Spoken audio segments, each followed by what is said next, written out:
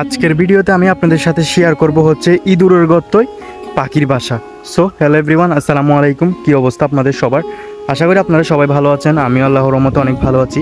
তো আপনারা যে এই যে গর্তগুলো দেখতে পাচ্ছেন, যদিও আমি জানি না আপনারা ক্লিয়ার দেখবেন কি না, গর্তের ভেতরে দেখা যায় কি না।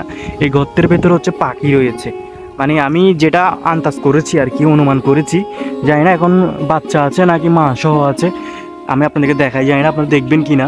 এই যে ভেতরে হচ্ছে পাখি দেখা যাচ্ছে, ওই তো আপনারা হয়তো ক্লিয়ার দেখতে পাচ্ছেন, দেখা যাচ্ছে কালো কালো দেখা যাচ্ছে, ওগুলো হচ্ছে পাখির বাচ্চা। তো এগুলো আসলে কি পাখির বাচ্চা আমি নিজেও জানি না এক্স্যাক্টলি। দেখতে পাচ্ছেন এখানে কয়টা আছে, প্রায় কয়টা হবে এখানে, এখানে হচ্ছে আপনার 5টার মতো হবে। যদিও আপনারা ক্লিয়ার দেখবেন কিনা সেটা এক্স্যাক্টলি বুঝতেছি না।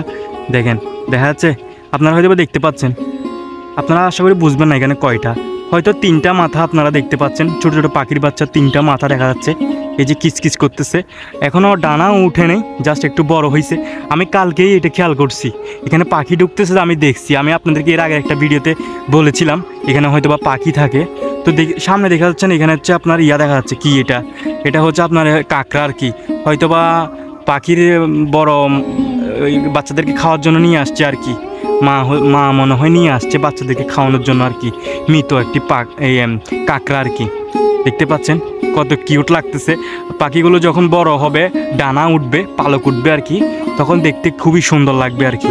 দেখতে পাচ্ছেন কিউট কিউট। সাউন্ড হয়তো আপনারা শুনবেন না, এই দেখা যাচ্ছে। আমি আর পারতেছি না যে ভিতরে ঢুকিয়ে দিতাম, আসলে গর্তটা একেবারেই ছোট। দেখতে পাচ্ছেন আপনারা হয়তো বা,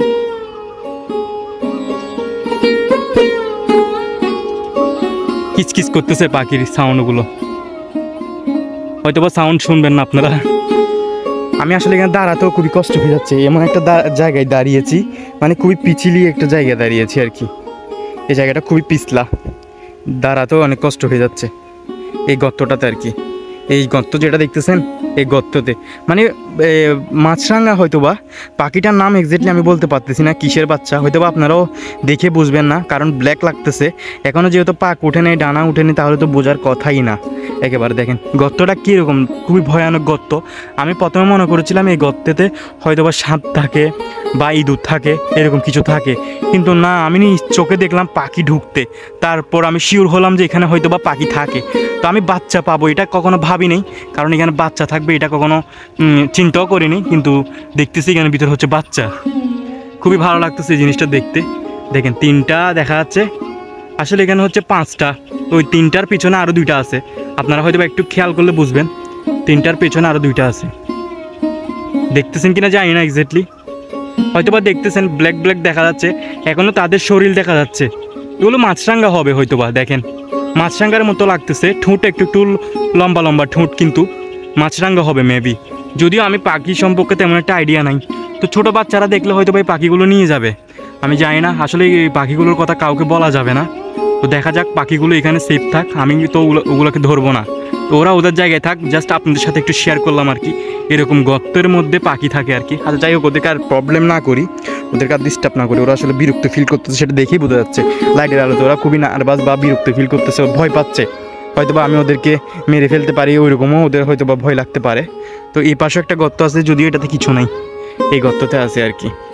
তো এরকম একটা জায়গার মধ্যে আমি দাঁড়িয়েছি। কীরকম জায়গা দেখেন, আমি দূর থেকে আপনাদেরকে দেখাই, ঠিক এই জায়গাতে আমি দাঁড়িয়েছি আর কি। ওই যে গর্ত হচ্ছে ওইটা, ওই গর্ত ওইটা, এই জায়গাতে দাঁড়িয়ে। তো যাই হোক, পাখি দেখালাম আপনাদেরকে।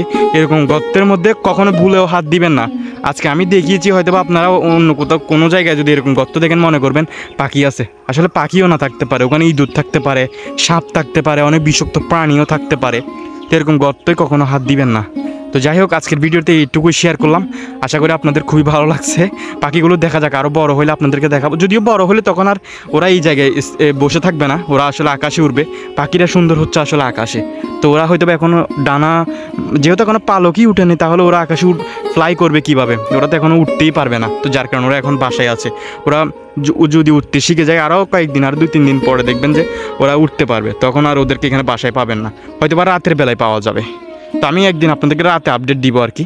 তো যাই হোক, আজকের ভিডিও এই পর্যন্ত। আর সুন্দর একটি ওয়েদার দেখতে পাচ্ছেন, চারপাশে সুন্দর একটি ওয়েদার, মেঘলা ওয়েদার। তো আজকের মতো ভিডিও এখানে শেষ করতেছি। তো আপনাদের বাসার পাশে কীরকম পাখির বাসা আছে বা এরকম ইঁদুরের গর্তের মতো আছে, ভুলেও আপনারা পাখি মনে করে ওখানে হাত দিতে যাবেন না, আগে আপনারা শিওর হবেন ওখানে পাখি আছে নাকি ইঁদুর আছে নাকি বিষাক্ত কোনো প্রাণী আছে, এগুলো খেয়াল করবেন, তারপর হচ্ছে আপনারা যাবেন। তো যাই হোক, আজকের মতো ভিডিও এখানে শেষ করতেছি। দেখা হচ্ছে পরবর্তী কোনো ভিডিওতে। সবাই ভালো থাকবেন, সুস্থ থাকবেন, AR9 চৌধুরীর পাশে থাকবেন, অ্যান্ড আল্লাহ হাফেজ।